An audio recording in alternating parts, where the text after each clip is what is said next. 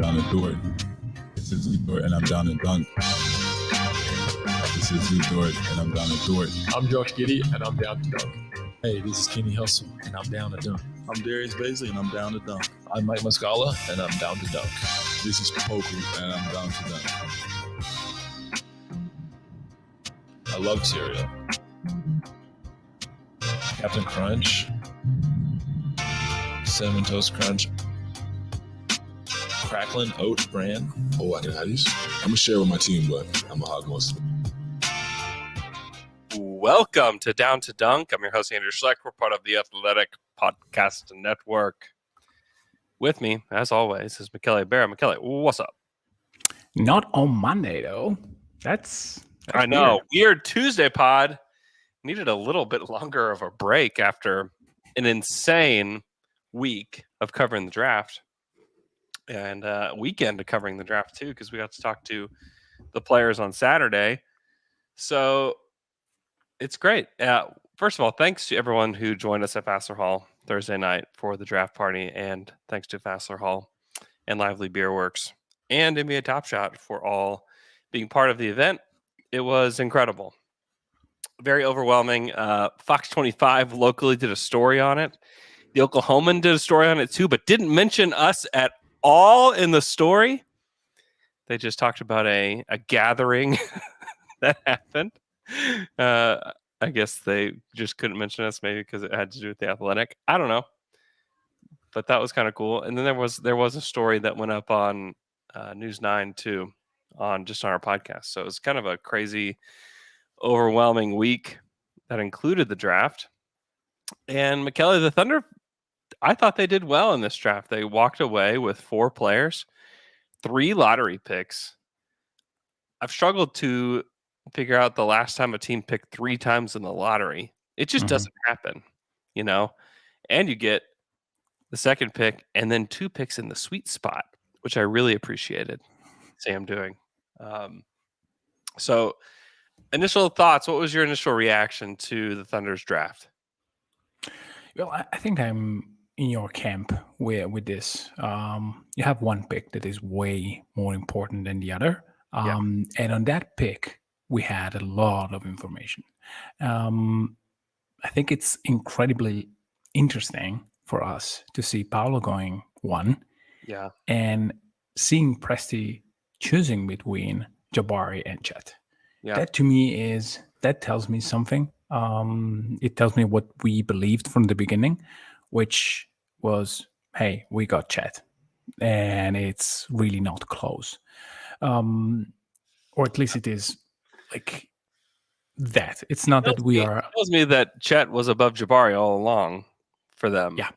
And not, I mean, we don't, I mean, that was obviously the case that Jabari was lower for the Magic.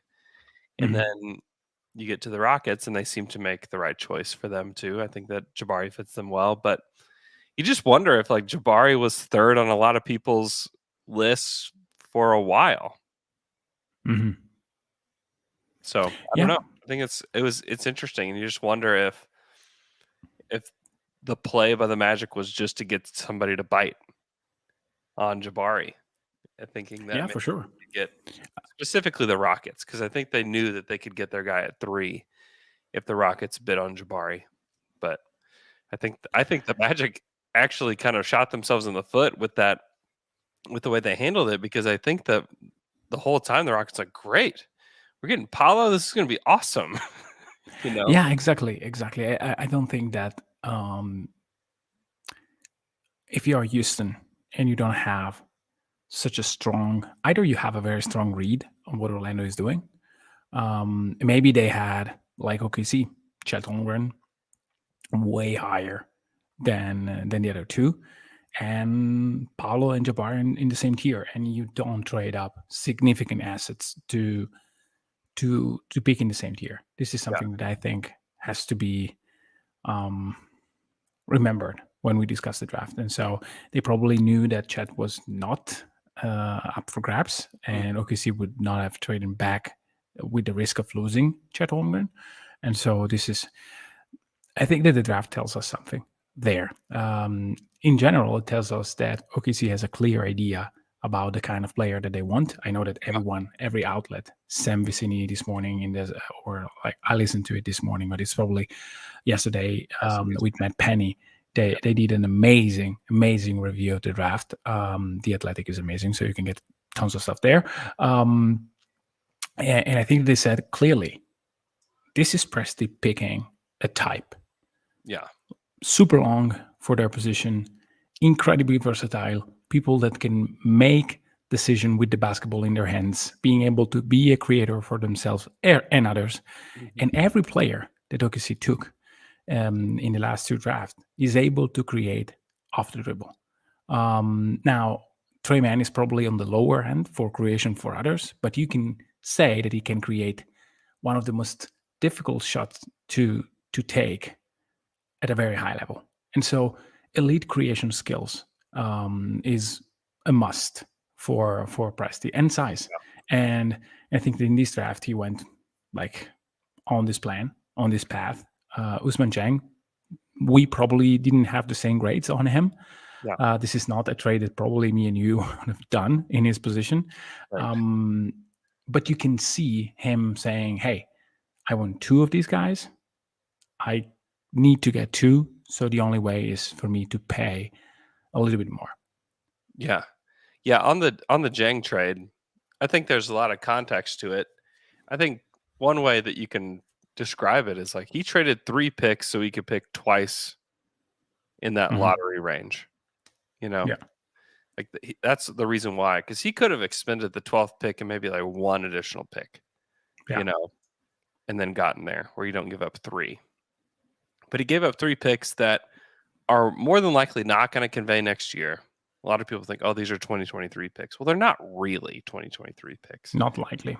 They're likely going to convey later. Some of them may convert to 2 seconds. These are the bottom of the barrel picks for the Thunder. Mm-hmm. And there's one that has upside, I think, to be a lottery. Just one. Yeah. And if that happens and Jang is not good, then they made a bad choice. Mm-hmm. If Jang is good, then you just don't worry about it. Yeah. I got to be around Jang a little bit the other day. He's huge. Yeah. I mean, he is massive, and he moves like a wing at that size is pretty wild, because he's got a frame too. He's not Poku. No. He's got a pretty thick frame. And to me, if he works out, like, man, you got a giant team. Because Chet's huge too. No, Chet's super skinny, but he's huge. And we'll talk about the roster crunch later, but let's say that Jalen Williams starts at 6'6". He's your smallest guy. See? Dort hater. I spot you there. I knew you were going there. Let's just go to a fantasy world where maybe Dort doesn't return to the team. And like what are you doing? That's me. But if you have a team where 6'6" is the shortest guy on the court, that's pretty interesting. Yeah. That is. But even if you have Dort as your shordest guy, while being a refrigerator size, like he's squared. He plays like he's 6'7", Yeah. Because Dort dunks everything too. You kind of forget that. Like Dort likes to dunk the ball too. So I'm just saying that they're putting together this team. You hit the nail on the head with the decision making. I think you can look at all the players that they didn't select and say, like, okay, they're not decision makers. I think that you can look at Jabari and say, well, why didn't the Thunder take Jabari? I think there's a fraction of the fan base that think that way. That, oh my goodness, he's the number 1 guy on the board? Why didn't they take him? Or he can shoot better than Chet. Why didn't they take him? Which also, like, by the way, may or may not be the case. Like, we don't know that for sure. But I think it comes down to making quick decisions with the basketball, and that's just not what Jabari does. He's a good play finisher. He's a good defender, and that's kind of where the list ends with him of things that he does really well. Yeah. And so with Chet, the list is a lot longer. He's way more versatile. He can make decisions with the basketball. Good passer. I mean, those things matter to this version of the Thunder. And then you look at everybody else. I mean, Usman Jang is a good decision maker with the basketball. Jalen Williams, great decision maker with the basketball. The other Jalen Williams, also that too. I mean, that's AJ Griffin, great with the basketball. No, I struggle with this a lot. I will, like with Trey Murphy, the third, the guy who I really coveted last year. I see that they played a role, and they were not elite creators. If you want to say that Jang has the potential to be an elite creator, like Jalen Williams, maybe even great creator. Let's not put elite. It's that otherwise elite doesn't mean anything. Giddy is an elite creator. Yeah, but in terms of decision making, if you look at the Jabari Smith shot chart, you say, oh, and we said that like, that is horrible. Like, it's, hey, I'm going to shoot it because I will make it. This is not good decision making. Whereas with Griffin, I saw very little creating for others, but extremely sharp decision making, like recognizing what the defense was doing and taking a good solution offensively. Now, I can see why in a team conception like the one that Thunder has, you prefer guys that are a little bit more willing to make the extra pass, to create for others. But to me, there is not a huge difference in terms of recognizing what the defense is giving you and the creation for others from Griffin and Trey Mann. Now, completely different players, completely different shot creators. Griffin is not the same level of shot creation, which is probably one of the other issues. He's not the guy that will take a step back against any kind of defense. But in terms of recognizing what to do when the ball arrives, I don't think he's bad at all. Now, he's in the worst spot to develop in the player that I thought he could be. So, I mean, that's bad. He's just going to be catch and shoot there in Atlanta. Yeah, and he doesn't have a team concept that allows him to be a better defender. I mean, all the players that are there are struggling to be the best version of themselves defensively. Yeah. So, to me, I'm a bit sorry. Yeah. But hey.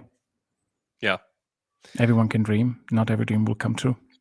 We already had Chet, so let's not be greedy.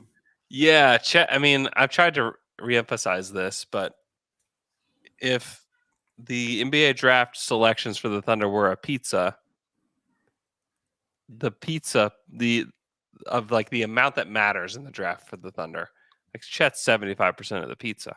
Which pizza? What kind of pizza you like? You go ahead. You name your pizza. Nice. I like this. You were about to say pineapple, don't you? I don't mind a little pineapple on my pizza. I don't mind it.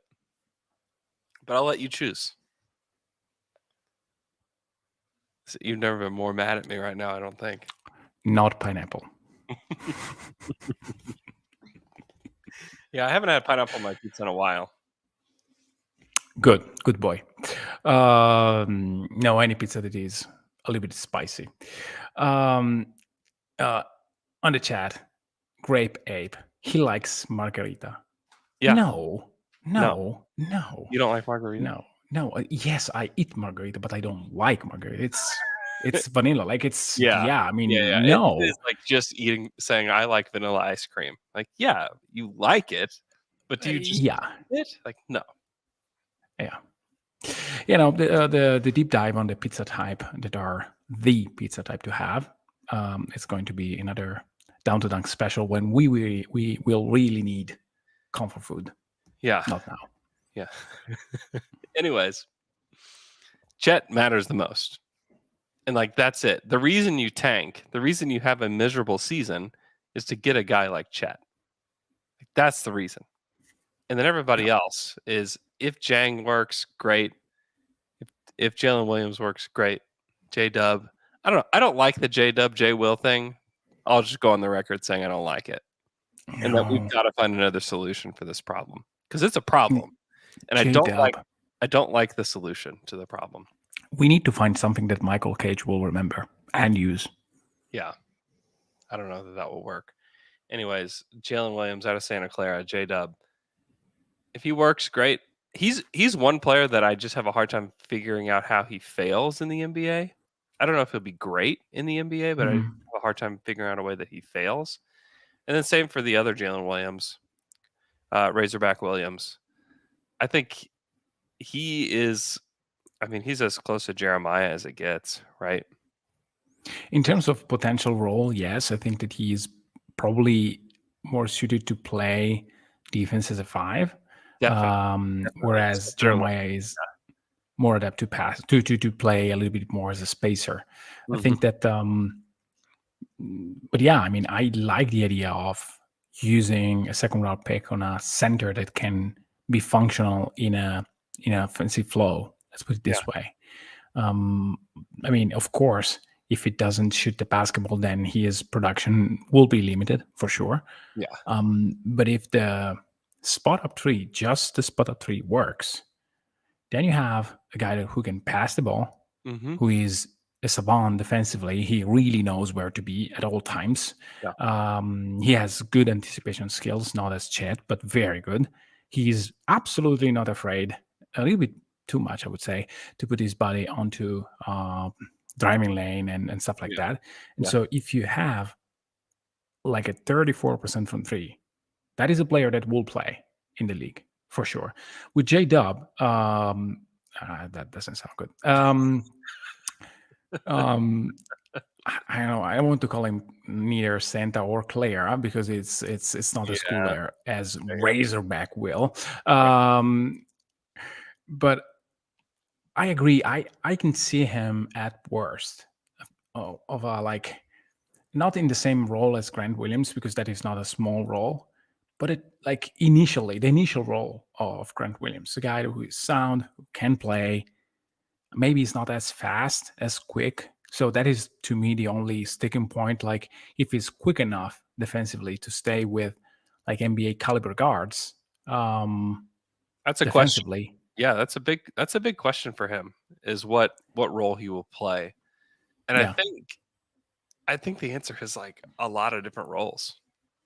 But you maximize him if you can play as a guard. Yeah, I don't know. I think offensively he'll be fine. Defensively is the question. Like, what does it look like? How does he figure out a way to fit in there? I think is a big question.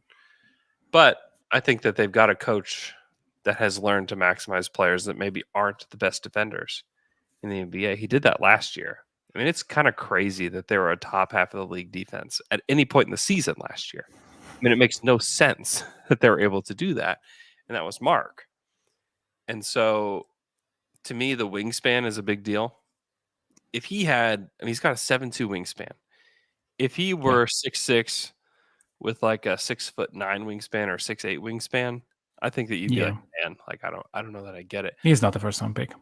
The length allows him to be able to have the athleticism that he does, which it's not great. It's not bad. He's not like a bad athlete, but that length really helps him a lot. He may not ever be an elite defender, but I think he can be a good one. And then offensively, I'm just a believer. I'm just a believer in what he can do offensively. He's not dissimilar to Shea. He's not as herky-jerky as Shea is, but he just finds ways to score. He just did that over and over again at Santa Clara. They threw everything at him. And now, if you put him out there on the court with Shea and Giddey and Chet and whoever else, man, he's going to be like the third best defender on the other team. And that's the thing with having guys that can make decisions, like everybody that can make decisions. You can exploit the weak spot in the defense so easy because you have guys that can take guys off the dribble. They can make decisions with the basketball. I mean, that's going to be a huge advantage. And I really like the pick. I discussed him as a dark horse on Thunder After Dark before the draft. Yeah. And he ended up being the guy. I think that they were going to get him at 12 no matter what. And And maybe even if they had to get him at 11, they would have made that trade at 11 and gotten Usman at 12. I think those were the two guys that they wanted. And I like it. I like the concept of it. I was not the biggest Usman Jang guy, but I like the concept of drafting Chet and 2 wings in the lottery rather than like take Chet and a big. I was very, very much on the don't draft a big, at all. A traditional 5. Just don't do it.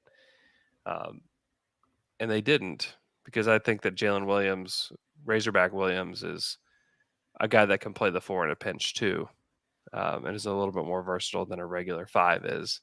But and again, it's fine where they picked him. The only qualms with that pick is that my guy Gabriele Procita was there. So I just would have loved another play finisher, because I think that play finishers are, you have the idea that you can find them. I wonder if elite ones are really up for grabs. Yeah. Like, I don't know. And maybe that decision was not about them liking him, but about the type of contract. I don't think that it's necessarily true that you have to give Razorback Williams a contract next season. If he earns it, great. If not, there is a 2-way option. Yeah. It's not impossible. I mean, it's high for a 2-way. It's pretty high. I guess he will find space. But maybe they wanted to keep that flexibility as well. Yeah. I have no idea. Yeah, I'm interested to see what happens there, because the roster is already, you look at it, and I tried to like sketch it out a little bit the other night on Twitter, and it's like, holy smokes. Like, there's not enough minutes here. Even, Presti has already said that Green is gone. Like, he's not going to play for the Thunder. Yeah. I believe the same thing for Favors. I think Favors is gone as well. And then you look at the possible rotation, like a starting lineup of SGA, Giddey, Dort, JRE, Chet is like a reasonable starting 5. Is this your preferred one? I don't know yet. I haven't really. I need to. Come on, give me yours. Like, that one is. It's fine. It just seems like one that would happen. Yeah. That I agree completely. But I really want something different. Prediction. I would. Come on, give me something different. SGA, Giddey, J Dub is what I would do, and then Poku and Chat. Give me the thin towers. Oh, that's not going to happen. I know that would never happen. Never ever happen. Or like play Usman at the 4. I don't know. No, I think it's more likely that Usman starts as the 2-3. He's a wing. There's no doubt about that. And that to me is one of the more exciting like subplots with this Thunder squad and what they do in the future, is that if Usman Jang is a wing, he's 7 feet tall. Yeah. Like, I don't know, some guys are like labeled as like 6'10" or whatever, and you get to see them, you're like, yeah, I don't know that they're 6'10". I stood next to him and thought, I don't know that this guy's 6'10". I think he's 7 feet. Like, he's huge. And I think Chet is taller than 7 feet too. I think he's probably 7'1", 7'2". I think he's huge. Yeah, I think that it's likely that Chet is fully 7 feet without shoes, and I don't think he measured at the combine. No, he did not. Jang probably did though. Yeah, Usman he was giant, super duper nice too. My family got to go to this event where they got to meet everybody. And one thing that I like to see is how do these players and how do these guys react to like random kids they don't know, like personality wise. And they were all like so nice and like just like good people. And you can just see it. Like, they didn't know that they were like a media member's kids, and like I'm over there like watching over their shoulder to like see how they're acting toward these guys. But they're all very gracious. Chet sat there and talked to both my kids like for a minute and like listened to them and was talking to them, interacting with them. It was cool. It was really cool to see. And I think that when Presti says that he drafts like people as well as like players, I think he really means it, and it really does mean a Yeah. lot to him and the organization that they get to bring in good people too. So it's just cool. It was just cool to see. Not that it matters that these guys are nice to kids, like it doesn't really matter on the court, but No. I think it does when you're developing a culture, like a team culture, that you have just good people, and I think that all these guys like fit that mold to a T. And so, like, Yeah. good on Presti, good on the organization for not only finding really good basketball players, but finding like really good people that I think can fit in this city too. Yeah, that's important. I mean, like in any job, how you cultivate your working environment is extremely important, and it's easy if you do it with people that care, or they decide that that moment is important for the people that are there, and so they just give their best effort Yeah. to be that kind of person, to be the guy who, I mean, talks to kids, because they will remember.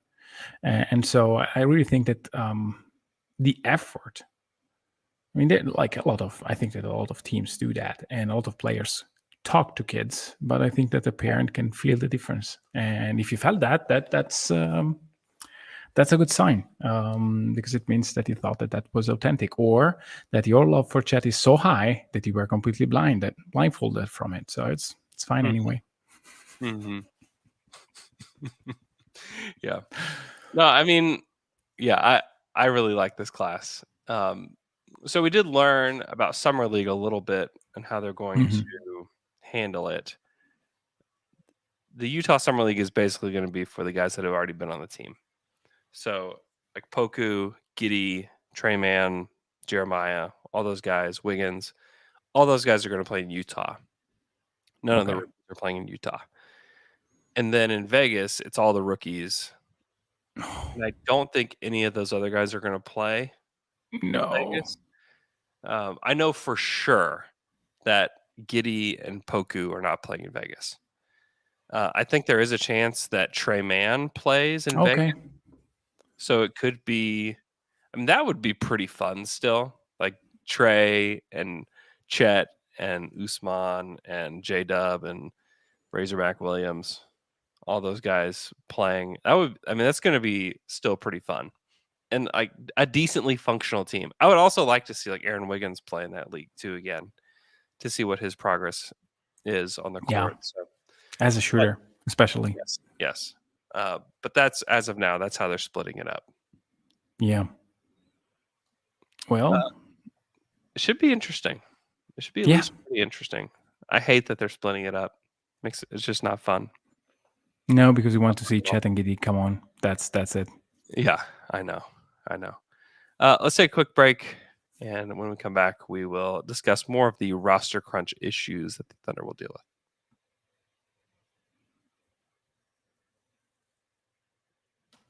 And we're back after that quick break. Michele, let's run through the roster real quick.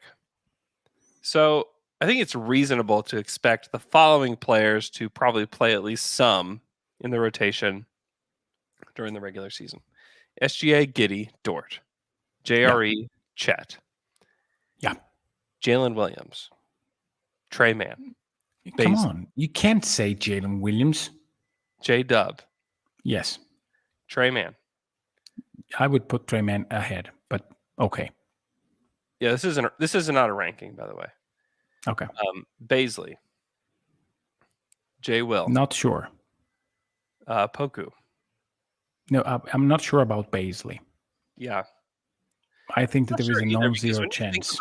You think about the decision-making factor. Like Baisley can pass, but Baisley's not the best decision maker. I No. wonder how he fits long term with, like, essentially what he is kind of this versatile defender. And like that's kind of the end. I'm where not sold on it either. Yeah, I As know. you- And he as can you push know. a transition a little bit, but oftentimes doesn't. I don't know. I don't know that I see the future for him. And then I have Poku and Usman Jang to wrap up the list. That's 11 guys. I didn't mention Kenrich Williams, Mike Muscala, Aaron Wiggins. Kenny will play. I know. And it's like, where does this, how does this fit? How does this work? I think is going to be a really interesting thing. And I go ahead. don't think that Razorback Will is going to get stable minutes. Yeah, maybe not. And I don't think that Baisley is going to get stable minutes. Yeah. And I would not be surprised if Poku doesn't get stable minutes. Yeah. I mean, they're going to that battle for these minutes. It's exciting. And if you're on the team and you're like not firmly in the rotation, you're one of like 8 to 15 guys, you have to be a little bit nervous. And you have to put in the work. This is going to be interesting because you're going to have to earn your minutes this year. And it's so intriguing because it's not necessarily to win games. It's more of like this year's developmental too. Like this year is like fully developmental for this team because they only have one pick next year in the draft. And obviously they could trade for more picks or whatever, but they're going to have one pick. Yeah. One pick. And this is the team plus that pick. And if you want to make the team, if you want to be a part of the Thunder's future, boy, you're going to have to work.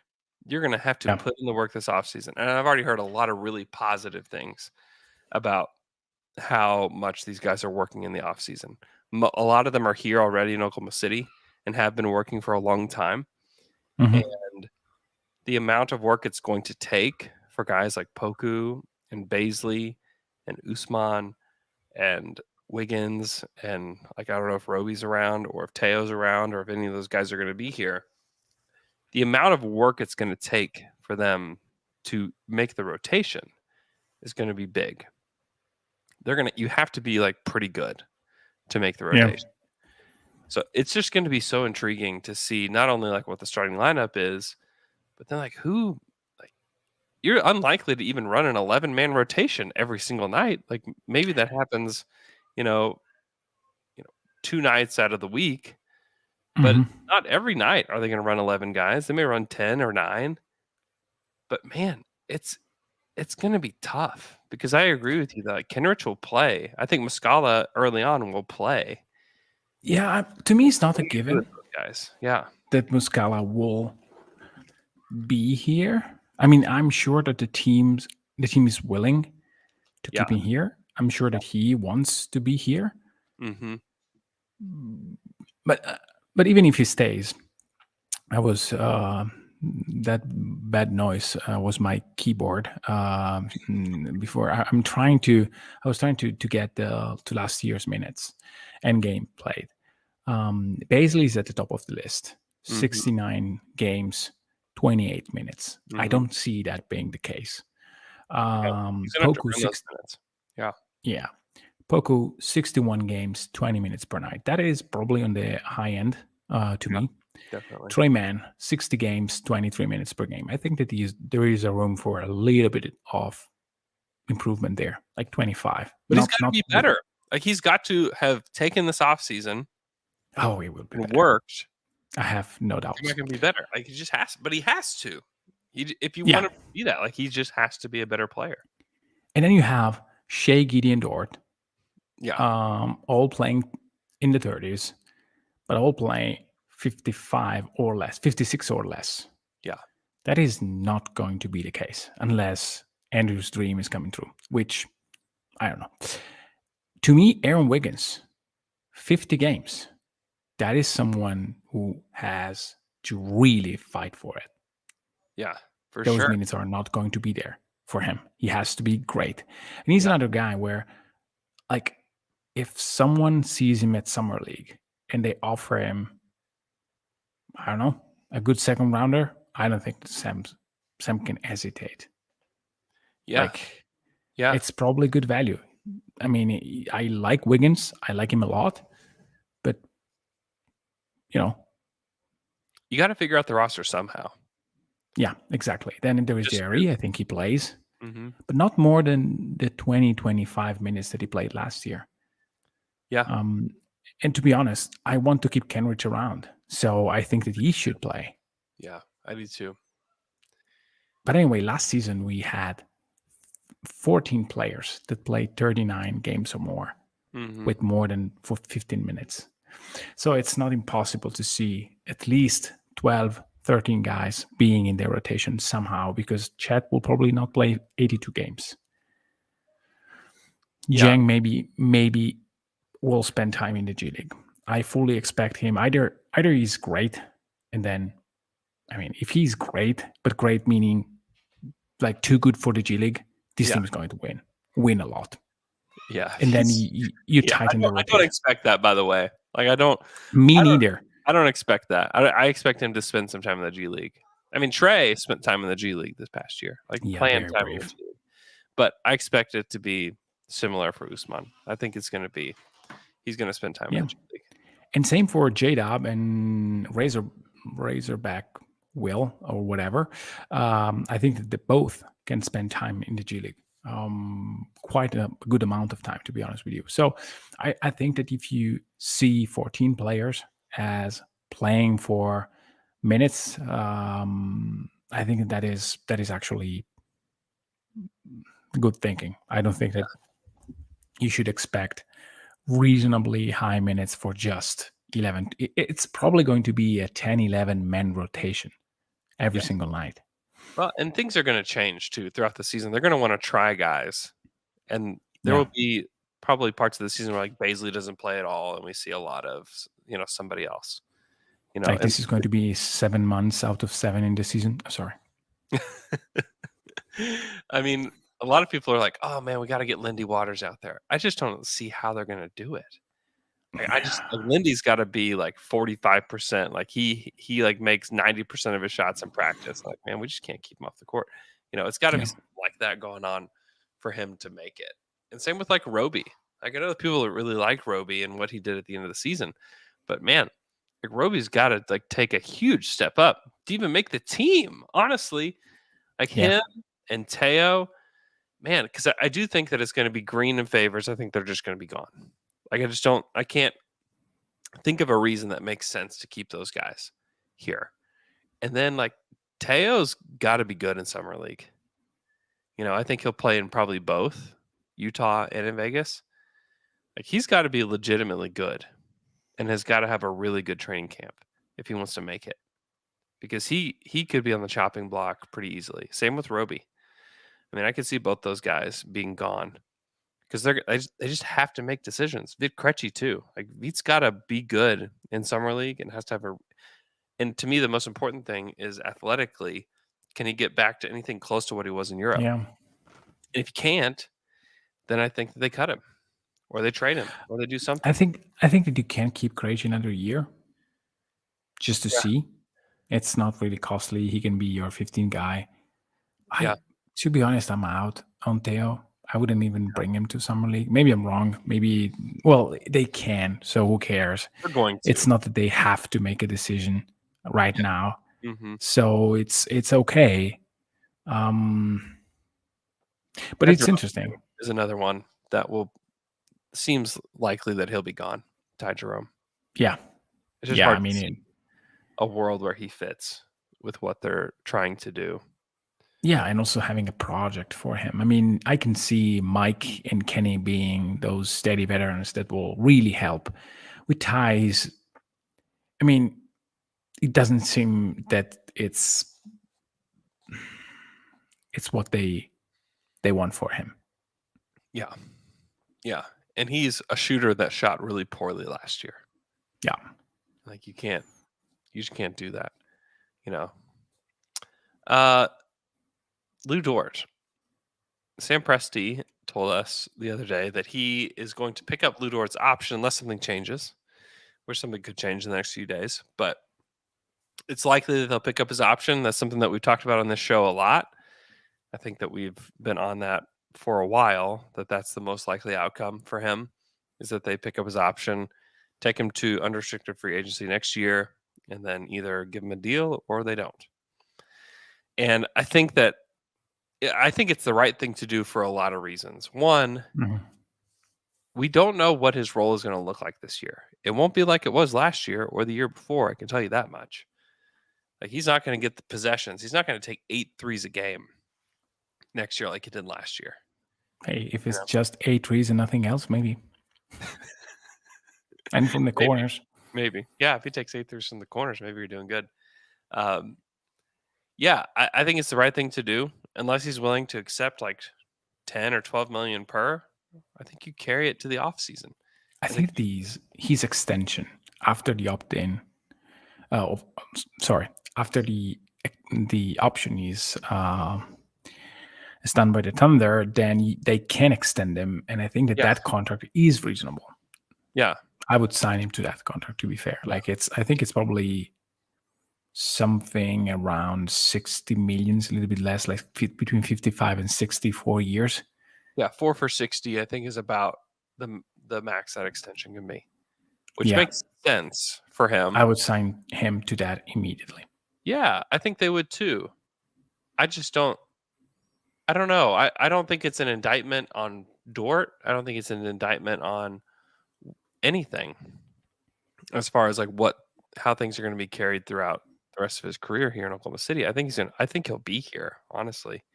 Mm-hmm. But I do think that it's important to see what he can be in this new role, just because you have guys like Chet, who's going to take a lot more possessions away.